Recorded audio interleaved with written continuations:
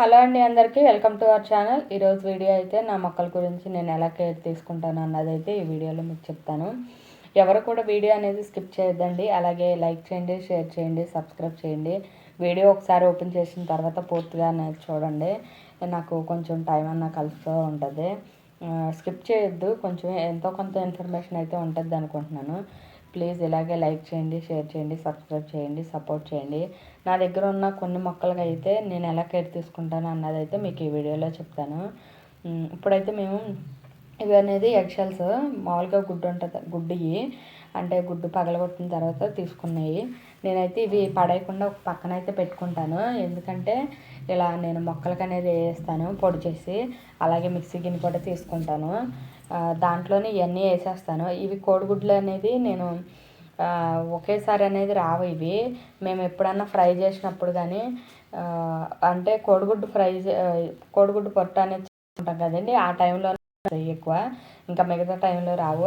ఒకటి దాతాను అలా కొన్ని తర్వాత ఇలా నేను తీసుకుంటాను.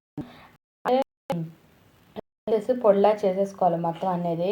పొడి చేసుకున్న తర్వాత నేను ఎలా ఇస్తాను చూపిస్తున్నాను. ప్రాసెస్ అయితే చేస్తాను. మళ్ళీ వచ్చేసి ఇప్పుడు అరటిపండు ఉంటుంది కండి, బాగా పండిపోయినాయి, దాంట్లో కొంచెం బెల్లం వేసి వాటర్ వేసేసి అవి నానబెడతాను. అది ప్రాసెస్ నెక్స్ట్ వీడియోలో అని చెప్తాను, ఇంకోసారి నేను చేసినప్పుడు.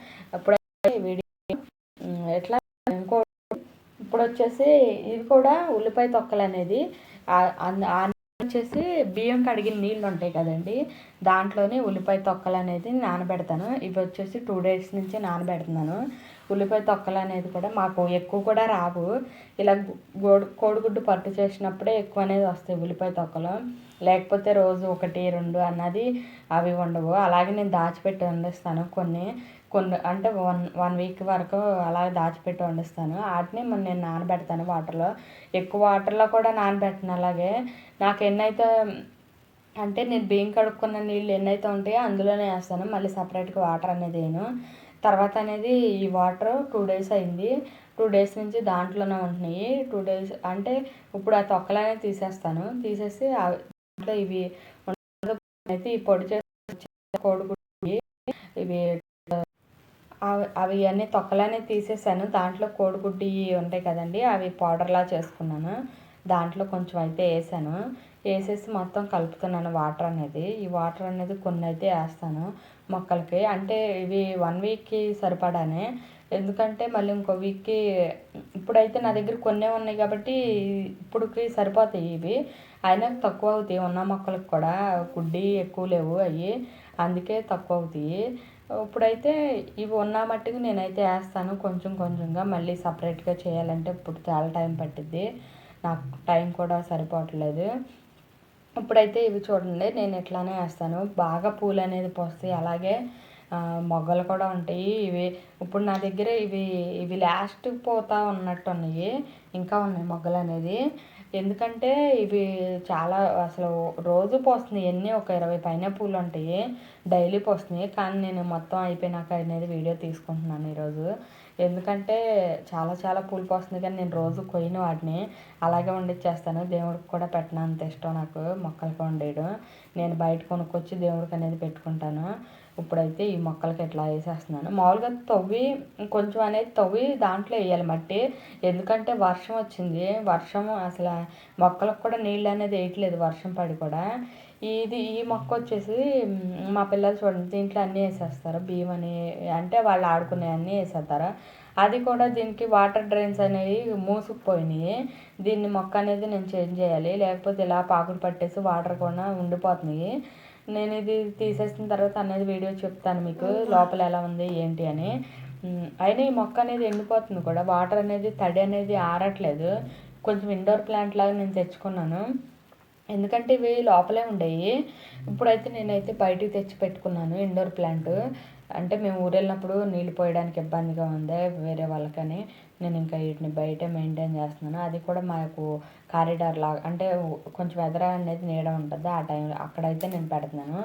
అట్లాగే వీటికి కూడా పిలకలు అనేది వచ్చినాయి, మా వాళ్ళు అన్నీ పీకేసేస్తున్నారు. ఇప్పుడు 2 ఉన్నాయి, చాలా పెద్ద మొక్కలు అయ్యాయి వాటికి. అన్నీ ఇరిచేస్తున్నారు నేను చూడనప్పుడు. ఇంకా నేనేం చేయలేను. ఇంకా వీటిని అయితే ఏం చేయరు గబుక్కుని నేను ఊరుకోనని. ఇదిగోండి ఈ మొక్క కూడా మనీ ప్లాంట్ అనేది నేను మొన్న రీసెంట్గానే పెట్టాను. ఇది కూడా వాటర్ డ్రైన్స్ అనేది పూడిపోయినాయి. మొత్తం అంతా నేను వేరే దాంట్లోకి మార్చాలి. దాంట్లో తమలపాకు చెట్టు ఉండేది. నేను తమలపాకు చెట్టు ఉండటమంటే నేను ఊరెళ్ళి వచ్చేసరికి అది చచ్చిపోయింది. చాలా బాగా పెరిగింది అసలు. అంత కుండీలో కూడా అంత బాగా పెరిగిద్ది అనుకున్నాను. చాలా బాగా పెరిగింది. పెరిగిన దాన్ని అయితే ఇప్పుడు మీకైతే చూపించట్లేదు.